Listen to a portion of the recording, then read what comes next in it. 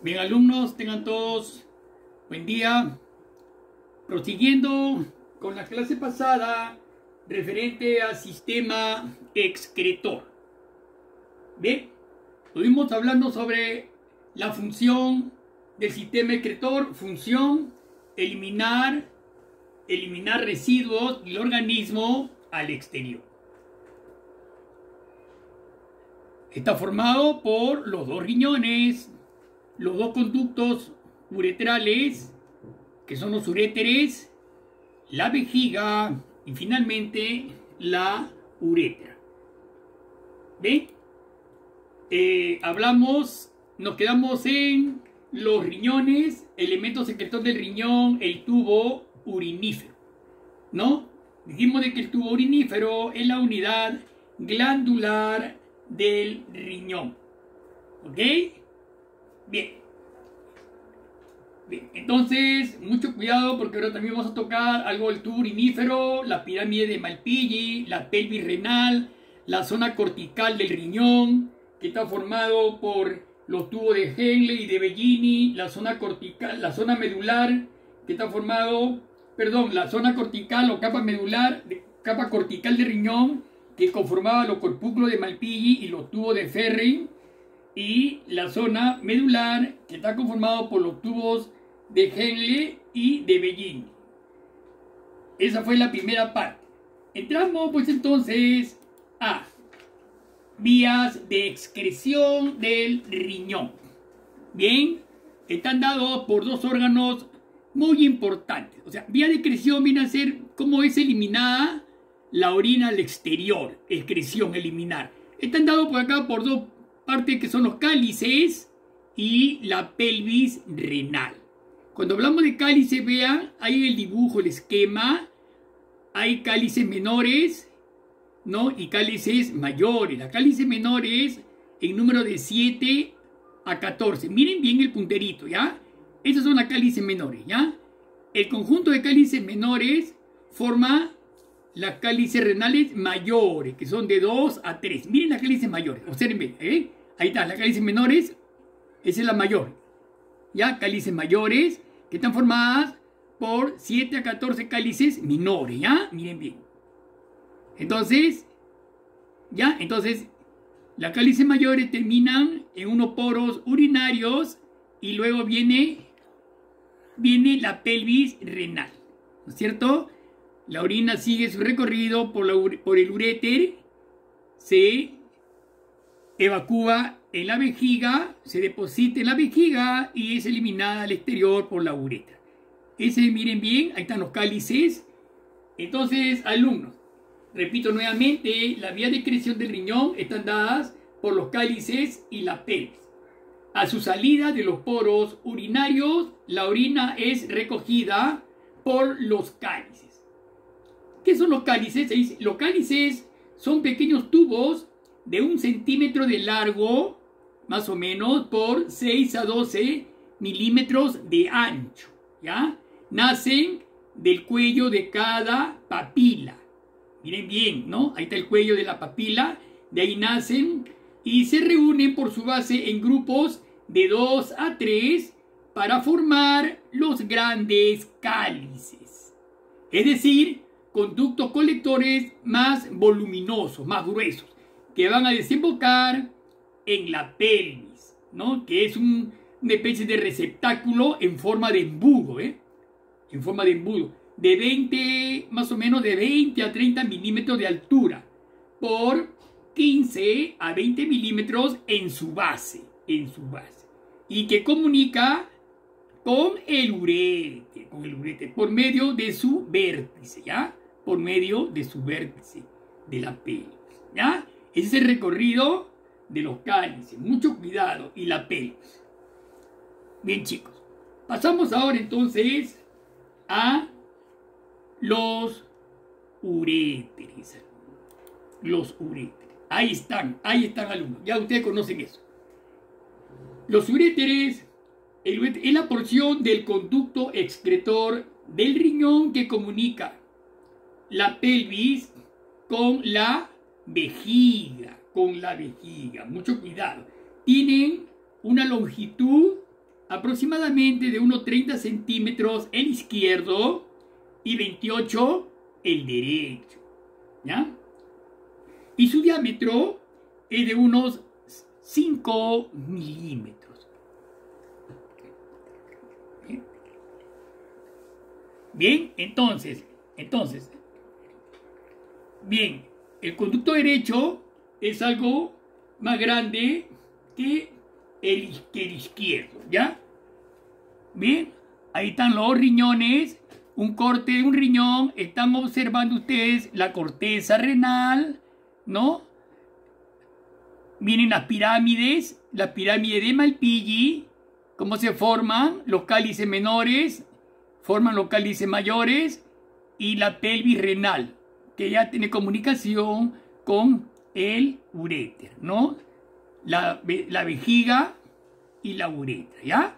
Están observando ahí entonces ambos riñones, uno está cortado, hace un corte saquital por la mitad para observar la estructura interna, ¿ya? Entonces,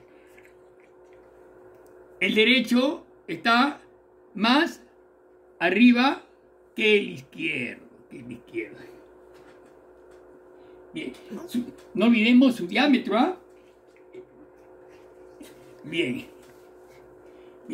Entonces, bien, el izquierdo está más arriba que el derecho. Muy bien. Por eso la diferencia, lógicamente, pues por eso la diferencia. Uno está en 30 y el otro, el derecho, en 28 centímetros. Muy bien, chicos. Los uréteres, a ver, cuando miren, los uréteres son la separación de los uréteres, más o menos, alumnos, a su salida de la pelvis, se hayan separado por una distancia de unos 7 centímetros. De una distancia de 7 centímetros. Pero al dirigirse hacia la vejiga, en la cual penetran lateralmente por la parte inferior, convergen uno hacia el otro, de modo que en el orificio vesical es apenas de 2 centímetros. Ya, miren bien.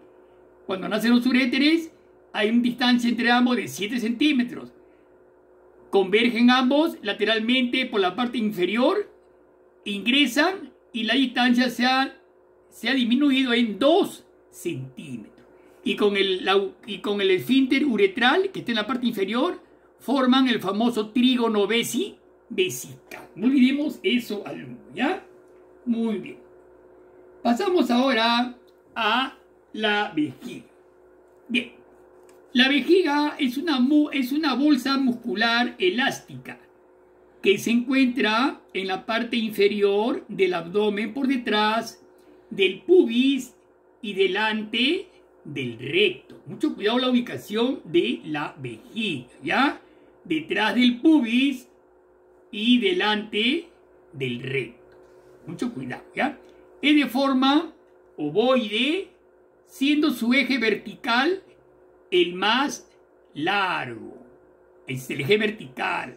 Su capacidad de almacenamiento es de aproximadamente 1/3 de litro. ¿Ya? En la parte inferior se encuentran los 3 orificios que mencionamos en antes. El trígono vesical. Los dos, ahí están, los dos posteriores que corresponden a la desembocadura de los 2 uréteres y el anterior a la uretra, ¿ya? Forman el trígono vesical.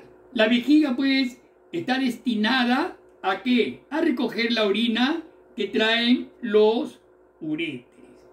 Y nuevamente repito, en la parte inferior de la vejiga se encuentran 3 orificios que constituyen el trígono vesical.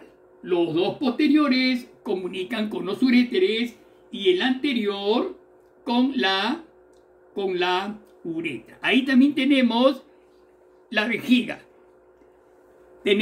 Está sostenida en la parte superior por los ligamentos laterales, vean, derecho e izquierdo, y más posterior por el ligamento umbilical medio, ¿ya? Eso es lo que sostiene, ¿no?, la vejiga en su posición. Ahí también vemos que presenta un esfínter interno, ¿no?, que contiene, muchas veces contiene las ganas de orinar, alumno. Eso es muy importante, ¿ya? Contiene las ganas de orinar. Miren la próstata, ¿ya? Claro. Cuando se dilata, te da la sensación de orinar, ¿no es cierto? Vean la próstata, cómo rodea a la uretra. Es una glándula que la presentan los varones, ¿no? Esa es la próstata. Ahí está la uretra prostática. La uretra en el varón, lógicamente, que es de mayor longitud, entre 15 y 20 centímetros, porque el varón, pues, tiene el órgano masculino que es el pene. Lógicamente, la mujer era 5 centímetros, es mucho más corta, lógicamente. Muy bien, pasamos ahora a la estructura de la vejiga. La estructura de la vejiga comprende dos túnicas. La estructura de la vejiga. La túnica externa, ¿no?, se compone de fibras musculares lisas dispuestas en 3 capas que constituyen un único músculo, el cual al comprimirse expulsa la orina hacia la uretra. Y la siguiente túnica, la interna o mucosa, ¿no?, la que está en contacto con la orina, se compone de una capa profunda elástica, porque la orina crece en dimensiones cuando está llena, lógicamente tiene tejido elástico, y una superficial, ¿no?, un epitelio pavimentoso estratificado, impermeable a la orina, ¿ya? Miren bien, ahí está la capa interna, ¿no?, impermeable a la orina, presenta pliegues en su mucosa. Ahí está observándose los orificios uretrales, derecho e izquierdo, el trígono vesical, ¿no?, las dos, el cuerpo de la vejiga, lógicamente está abierto, y la túnica externa, ¿ya? Túnica externa, túnica interna. También estamos observando la cobertura peritoneal de la vejiga, porque el peritoneo la está recubriendo parcialmente a la vejiga. No olvidemos eso. Anteriormente la vejiga está parcialmente tapizada por una dependencia del peritoneo. Ya ustedes saben que el peritoneo, ¿no?, es una membrana, una serosa que recubre órganos internos, y la vejiga parcialmente está también recubriendo la vejiga. Bien, pasamos ahora a otro órgano excretor, la uretra. La uretra.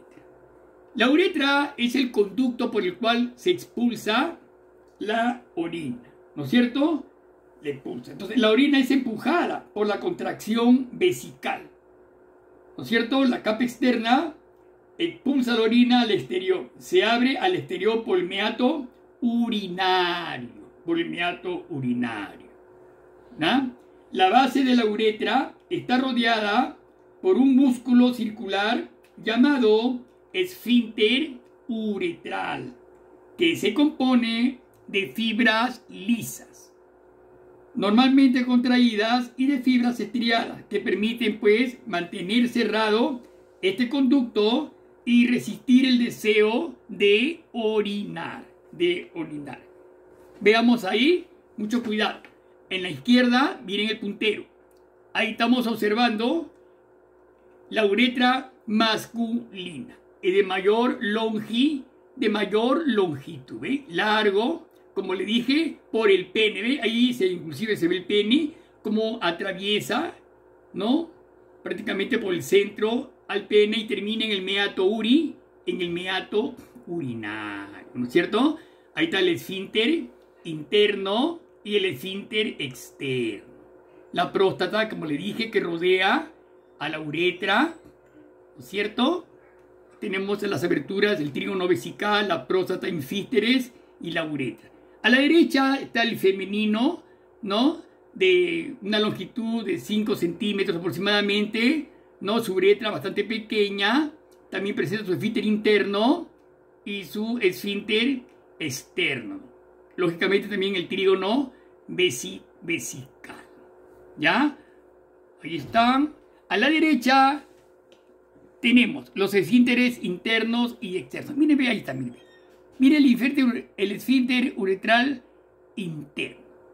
Miren bien, el interno está en esa posición, ¿no? Como una abrazadera en la vejiga.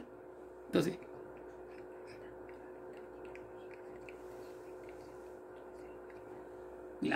cuando está llena la vejiga, ese controla el deseo, no la sensación de orinar. Se relajan ambos uréteres y la orina va a salir vía uretral, ¿ya? Bien. Está la uretra. Está todo claro ahí, ¿no es cierto? El esfínter uretral externo, interno, vejiga y esfínter. Bien, bien.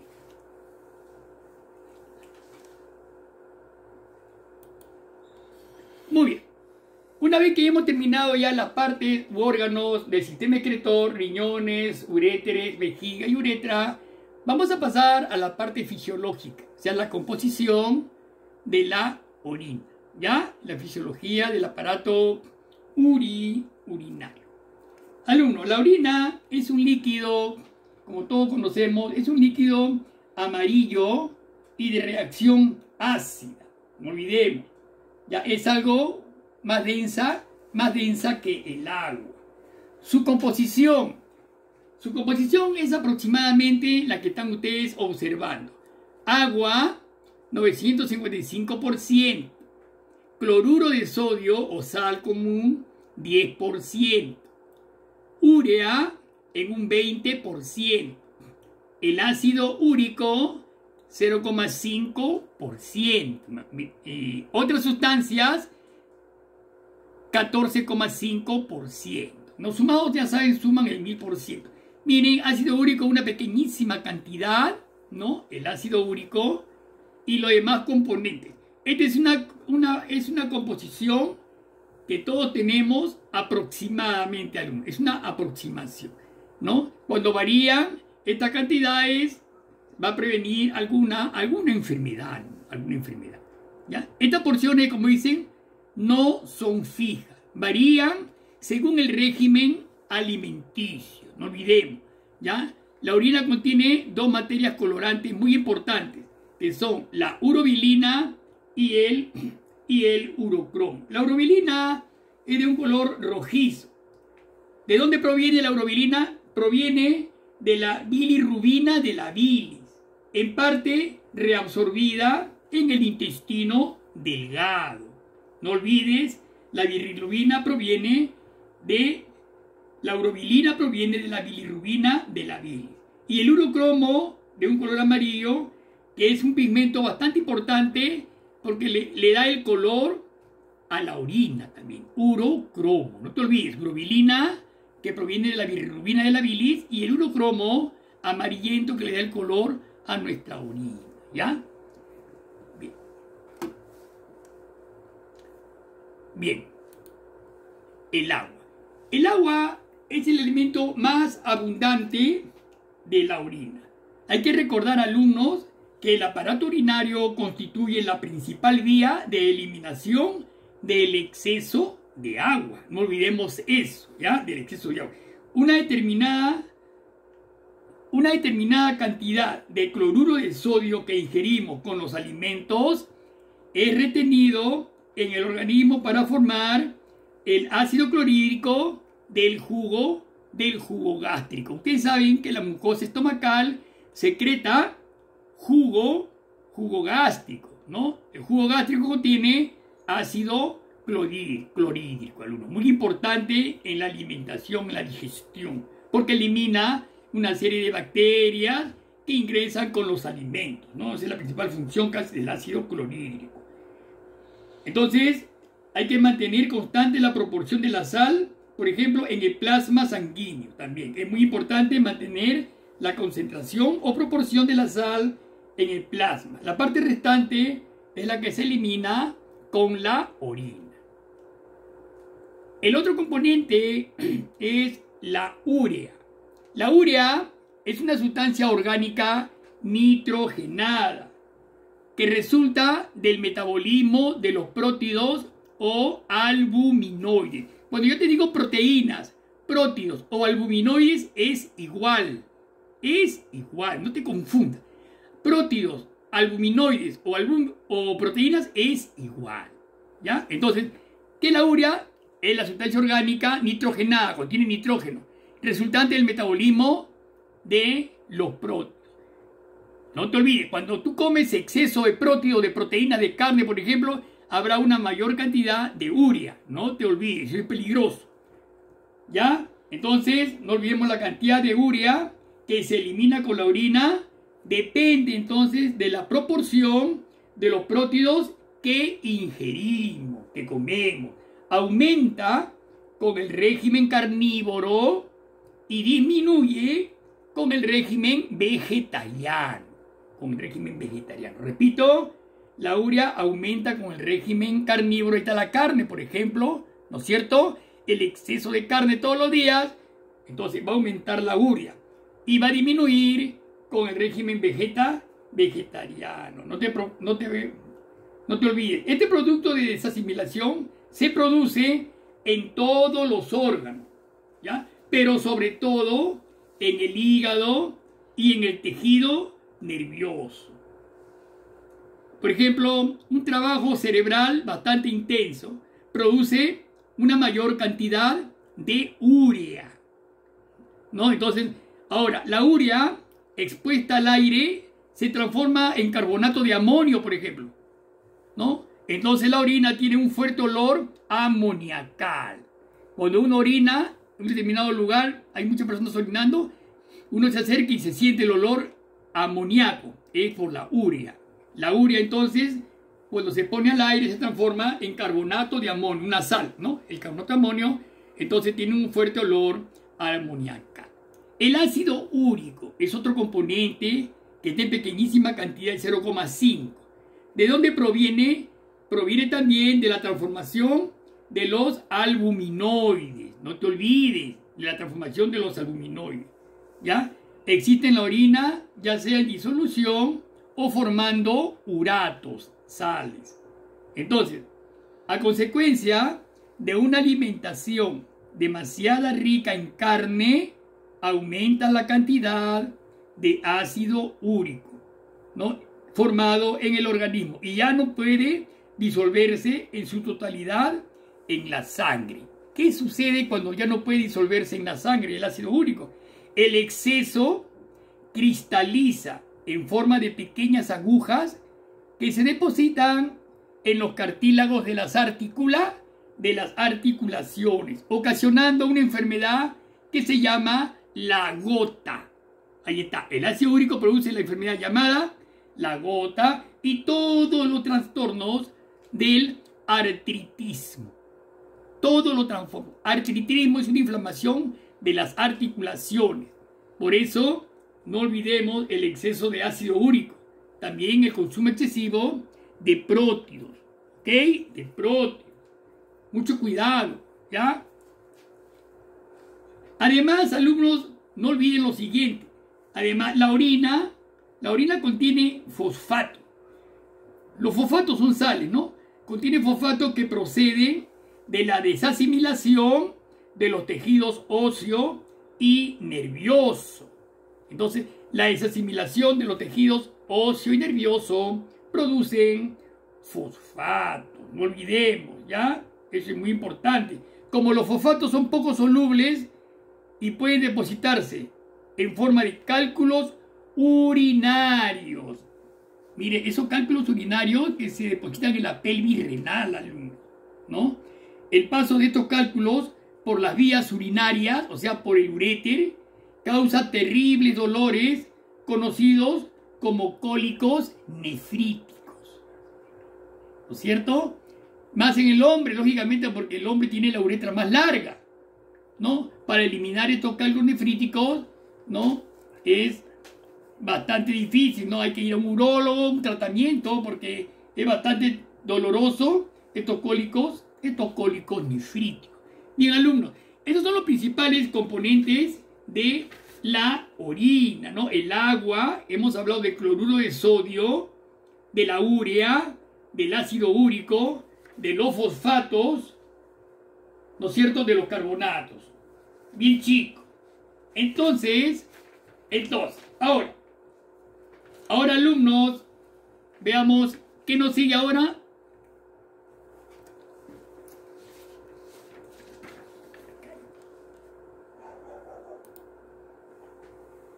Productos anormales de la orina. Bien, alumnos, con esto vamos a terminar. Escuchen bien. Los productos anormales de la orina son dos principalmente: la glucosa y la albúmina. Mucho cuidado, ¿ya? La orina puede contener mucho, ¿no? La glucosa, la albúmina, la sangre, por ejemplo, cuando hay exceso de glucosa, glucosuria. Cuando hay sangre en la orina, por ejemplo, hematouria, ¿no? A veces hay materia, hay pus. Entonces vamos a hablar sobre la glucosa. Entonces, la orina puede contener como productos normales la glucosa, albúmina, sangre, etc. La glucosa. Dice, el hígado tiene por función mantener en la sangre la proporción invariable de 1 a 1030 miligramos por decilitro. ¿Ya? De glucosa. 1000 a 1030 miligramos de decilitro. Mucho cuidado en la proporción natural, normal de glucosa en la orina, alumnos. Es muy importante que sepan ese dato ustedes, ¿ya? Pero ¿qué pasa? Cuando las células hepáticas, o sea, las células del hígado, están llenas de glucógeno, no olvidemos que la glucosa, una vez que ingresa al hígado, se transforma en glucógeno, almacena glucógeno, la glucosa en forma de glucógeno, ¿eh? Mucho cuidado. Entonces, están llenas de glucógeno, toda la glucosa absorbida en el intestino pasa a la sangre. Entonces, si la proporción de glucosa en la sangre pasa los 1030 miligramos por decilitro, entonces ya vienen los problemas, ¿no? El exceso es eliminado por el riñón y la orina contiene glucosa, como en la enfermedad denominada glucosuria o diabetes, ¿no es cierto? Ya la persona diabética, la diabetes es una enfermedad que ya no tiene cura, alumno, es tratamiento nada más. Glucosuria o diabetes es un exceso, ¿no?, de azúcar en la sangre, ¿ya? En la sangre. A veces está en la sangre, también está en la orina, lógicamente, ¿no es cierto? Bien, entonces no olvidemos esa parte, ¿ya? Lo normal de glucosa en la orina es entre 1000 a 1030 miligramos por decilitro. Menor a 1000, entonces cuando la orina es menor a 1000, la orina es diluida y la concentración de partículas es bastante baja, lógicamente. Y luego tenemos a la albúmina. La albúmina es la parte esencial en el plasma de la sangre. ¿Sabe que el plasma es la parte líquida de la sangre? Su presencia en la orina, llamada albuminuria, indica una gran alteración del tubo urinífero. Mucho cuidado. Entonces, ¿qué pasa con esta alteración? Las células del tubo urinífero se vuelven incapaces de oponerse a la filtración de la albúmina, ¿no? Es incapaz de filtrar la albúmina. Entonces la albúmina pasa a la sangre y se produce la albuminuria. No olvidemos entonces, para terminar, chicos, el poder tóxico de la orina proviene de la urea, de la materia colorantes, sales de potasa y compuestos nitrogenados. Si estas sustancias quedaran en la sangre, un hombre moriría intoxicado a los 2 días. Intoxicado. Si la eliminación es insuficiente, el hombre contraería una enfermedad llamada uremia. ¿Ya? La uremia es una enfermedad bastante peligrosa. Bien, chicos, listos entonces, vamos a llegar hasta acá. Estén atentos a las preguntas de la plataforma. Nos estamos viendo. Hasta luego.